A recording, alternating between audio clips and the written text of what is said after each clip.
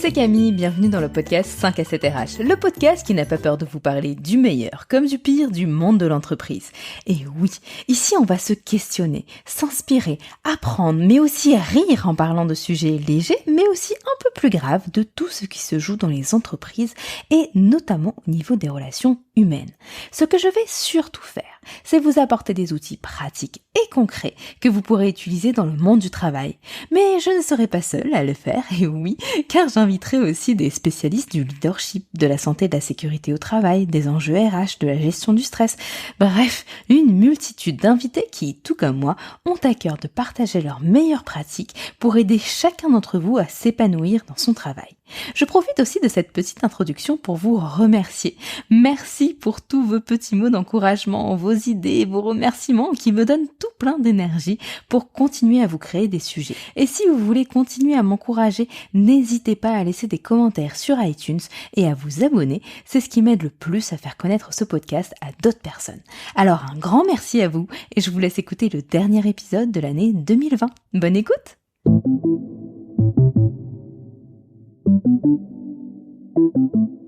Rêver du travail, se sentir coupable lorsqu'on se repose, se sentir coupable lorsqu'on devrait profiter de sa famille mais qu'on répond quand même à nos mails professionnels, est-ce que ça vous semble familier ? Si oui, ce nouvel épisode est sûrement fait pour vous. D'ailleurs, il a été spécialement créé pour le calendrier de l'Avent de Coach Me Happy.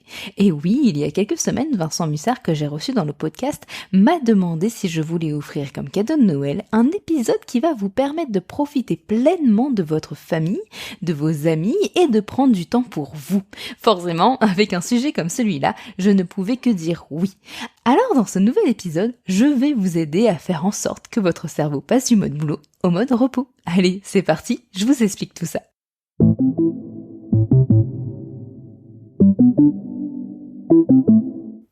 Comment arriver à profiter de nos soirées, du week-end sans penser au bureau ?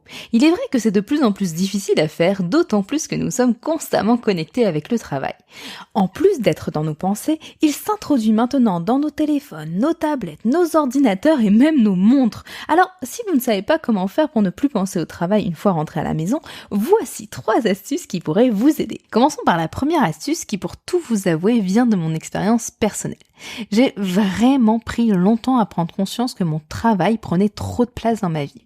Jusqu'à ce que mon compagnon me dise « Non mais sérieux, tu comptes vraiment travailler jusqu'à minuit tous les jours ?» Alors ça peut paraître fou de ne pas se rendre compte, mais je vous assure, je travaillais tous les soirs de la semaine, les week-ends aussi, et je ne m'en rendais vraiment pas compte. J'étais absorbée par le travail avec une envie de bien faire. L'introspection est donc difficile et c'est très souvent notre entourage qui nous fait prendre conscience que le travail prend trop de place dans notre vie.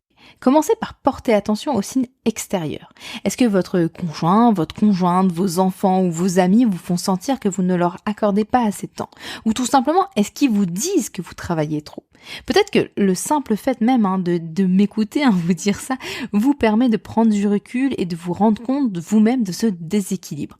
Et là, vous êtes probablement en train de rationaliser en vous disant « Ok, c'est vrai que tous les soirs je travaille, mais moi c'est différent, ce sont des urgences. » Comme presque tout le monde en fait. Mais des urgences tous les soirs, hey, c'est pas vraiment des urgences. Alors, si vous êtes dans ce cas-là, et si vous avez envie de vous déconnecter du travail, de vous réserver du temps pour vous, posez-vous ces questions. Qu'est-ce qui fait que le travail empiète autant sur mon temps ? Est-ce parce que je suis mal organisée ? Est-ce parce que j'ai vraiment une trop grosse charge de travail par rapport au temps qui m'est alloué ?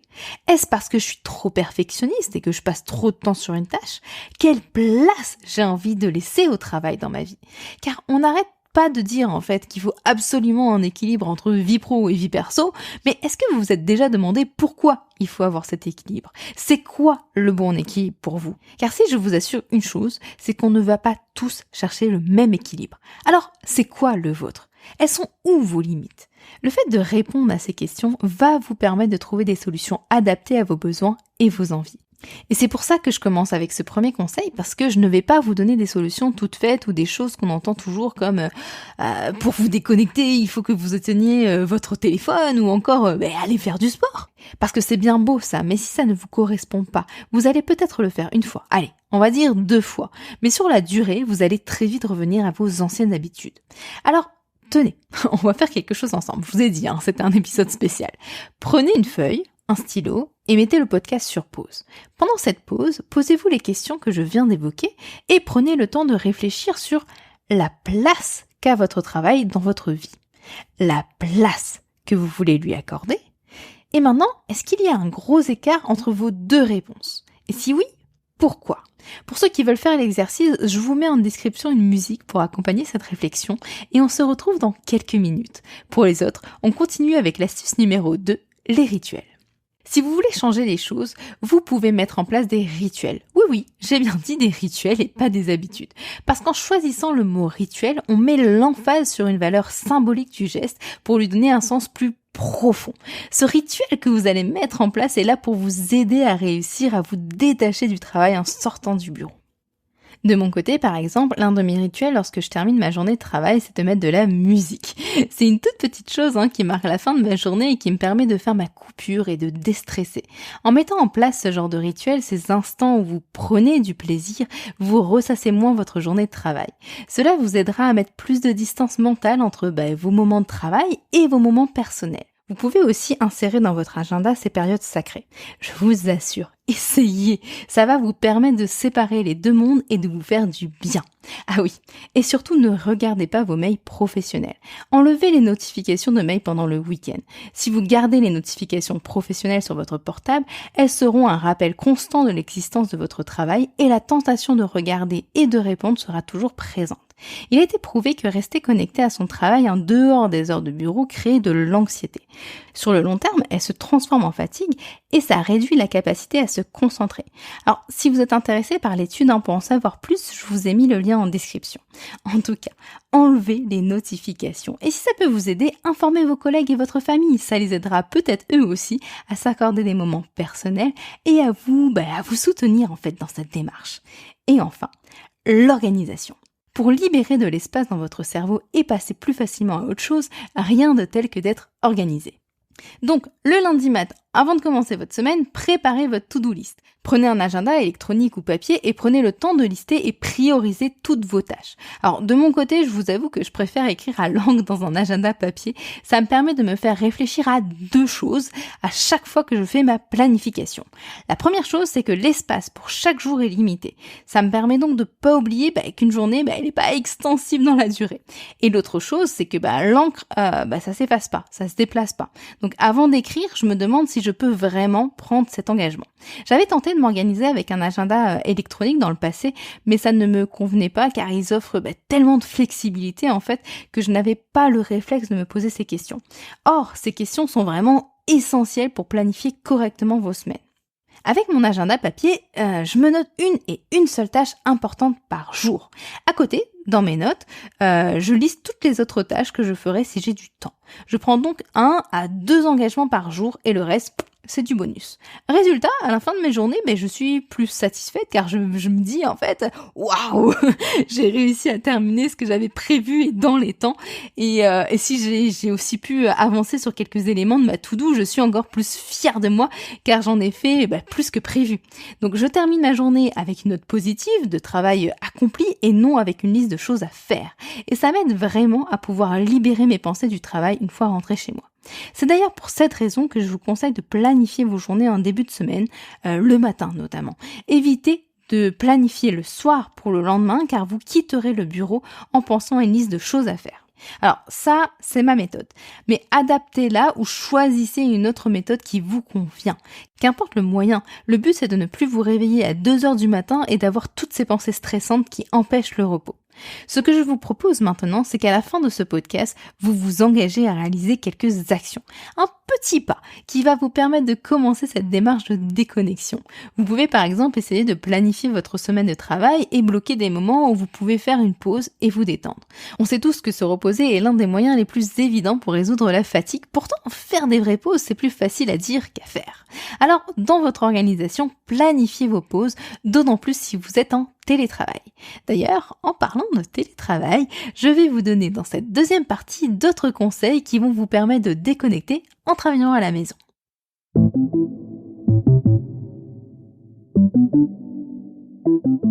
Adieu les embouteillages, bonjour la flexibilité et vive le travail en pyjama. Bon, je suis un peu dans le cliché, mais il faut avouer que quand le télétravail est bien préparé, il apporte son lot d'avantages. Par contre, il est parfois plus difficile de maintenir une frontière entre vie personnelle et vie professionnelle. Il y a d'ailleurs un rapport de Buffer qui a été fait sur le télétravail, je vous ai mis le lien en description. Ce rapport nous dit que le défi le plus courant pour les télétravailleurs, ce n'est pas la solitude ou les distractions, mais c'est le fait de pouvoir se débrancher du travail. Alors, comment se déconnecter quand on n'a pas la séparation physique de quitter le bureau ? Déjà, la première chose que vous pouvez faire, c'est vous mettre un réveil pour vous signaler la fin de la journée. En plus, bonne nouvelle, vous pouvez configurer sur votre téléphone une sonnerie qui s'activera du lundi au vendredi à 17h30 par exemple. Comme ça, vous n'aurez même pas besoin d'y penser tous les jours. C'est un moyen pour vous donner un coup de pouce pour faire votre coupure. Lorsqu'on est au bureau, on voit ses collègues partir et ça nous donne une alerte pour se dire « Ah tiens, je termine ma tâche et moi aussi je pars dans pas longtemps ». Mais à la maison, vous n'avez pas ce signal visuel. Alors, ajoutez une autre alarme donc de 30 ou 40 minutes avant la fin de journée que vous avez planifiée. Celle-ci vous sert de signal pour terminer tranquillement votre tâche en cours. Une fois que ça c'est fait, changez de tenue. Changer de tenue peut vous aider à marquer un nouveau moment dans la journée. Enfilez donc votre tenue de sport ou une tenue confortable et hop, c'est parti. Et puis, on ne dira jamais assez, mais l'activité physique reste un moyen incontournable de se vider la tête, de se faire du bien physiquement, mais aussi mentalement. Autre chose que vous pouvez faire, c'est vous rendre plus difficile l'accès à vos tâches en dehors des heures de travail. Lorsque votre alarme a sonné pour vous dire « Hey, c'est la fin de journée !» vous rangez votre ordinateur, désactivez toutes les notifications de votre téléphone. Et pour ceux qui auraient tendance à me dire « Non mais attends Camille, s'il y a quelque chose d'urgent au travail, comment est-ce que je fais si je ne reste pas connectée ?» Sérieusement, à quand remonte le dernier message que vous avez reçu qui nécessitait une réponse immédiate ? Allez-y, répondez honnêtement. La première fois qu'on m'a posé cette question, j'avais toujours une bonne excuse pour dire que c'était vraiment important que je reste connectée. En réalité, je me cherchais des excuses, ça me rassurait juste d'être connectée. J'étais sûre de ne pas rater quelque chose d'important. En fait, je répondais avec de la mauvaise foi pour tout vous avouer. Maintenant, c'est quand la dernière fois que vous avez reçu un email qui nécessitait vraiment une réponse immédiate en dehors des heures de travail ? Honnêtement ? Et sans mauvaise foi ? Je suis prête à parier que vous ne vous en souvenez même plus. Tout simplement car contrairement aux idées reçues, nous ne recevons que peu de demandes vraiment urgentes. Et je vous assure, vous pouvez vous déconnecter et profiter de votre soirée et de vos fins de semaine. Alors évidemment, ça ne s'applique pas pour certaines professions. Les membres du gouvernement ne peuvent probablement pas juste éteindre leur téléphone comme ça, mais vous avez compris l'idée. Enfin, autre point important, ajustez vos attentes. Surtout si ça ne fait pas longtemps que vous faites du télétravail. On a parfois l'impression qu'on est moins concentré à la maison qu'au bureau. Et pourtant, sur le lieu de travail, vous avez aussi plein de distractions, les nombreuses pauses café, les collègues qui viennent discuter à votre poste de travail. Tout cela est plaisant, mais sans vous en rendre compte, vous perdez beaucoup en efficacité. Donc pour certains, une tâche de 4 heures sur le lieu de travail peut se faire en 2 ou 3 heures à la maison. Alors, c'est vrai que malgré toutes ces astuces, il est parfois difficile de profiter pleinement de son temps libre. Surtout quand vous savez que vous avez plein de tâches à accomplir, mais des choses à faire, il y en aura toujours. Alors, si vous voulez produire un travail de qualité, vous devez vous rappeler de prendre soin de vous. Après un peu d'entraînement, vous pourrez instaurer de nouvelles habitudes qui vous correspondent et qui vous permettront d'avoir un meilleur équilibre entre vie professionnelle et vie personnelle.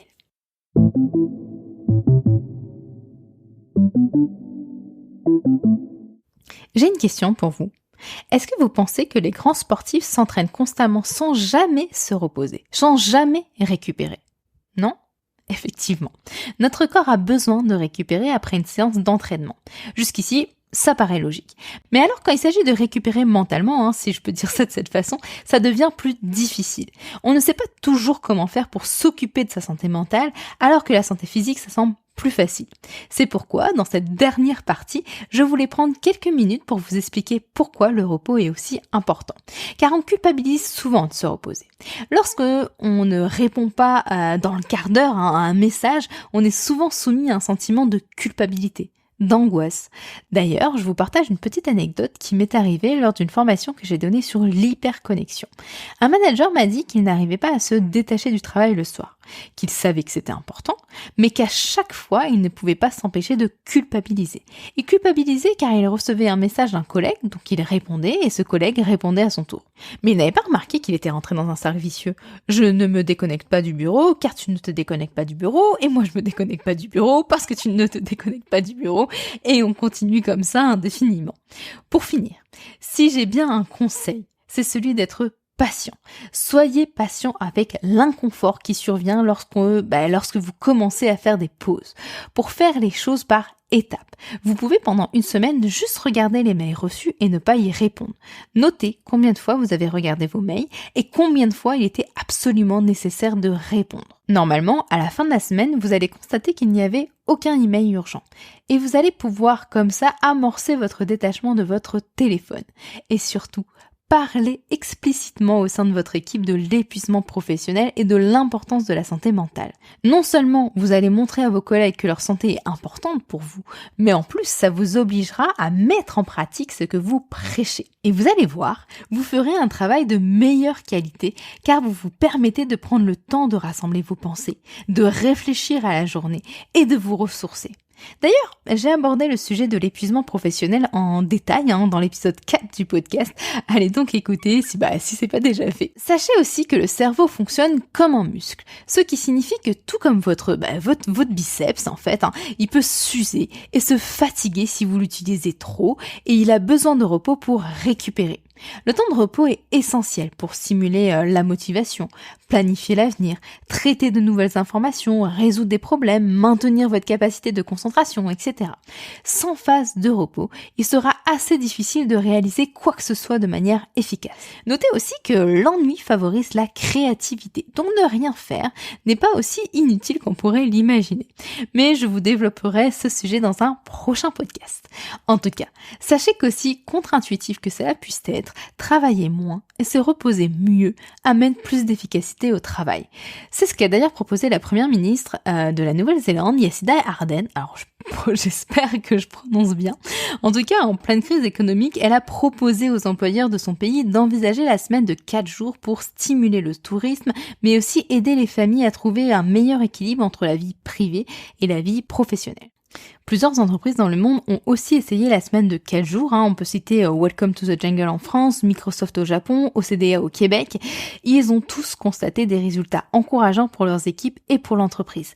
Baisse du taux de rotation du personnel, hausse de la productivité, moins d'absence pour les maladies, des salariés plus épanouis dans leur travail, etc. Alors, pourquoi pas tenter l'expérience ? Bon, ça ne se fait pas du jour au lendemain et ça se prépare. D'ailleurs, si vous l'avez fait, ou que vous prévoyez de le faire, n'hésitez pas à m'en parler. Je serais ravie de connaître votre retour d'expérience sur ce sujet. Et qui sait, on pourrait peut-être en faire un podcast. Allez, bon, moi de mon côté, je vous laisse. Je dois déconnecter et préparer mon week-end et je compte sur vous pour faire de même.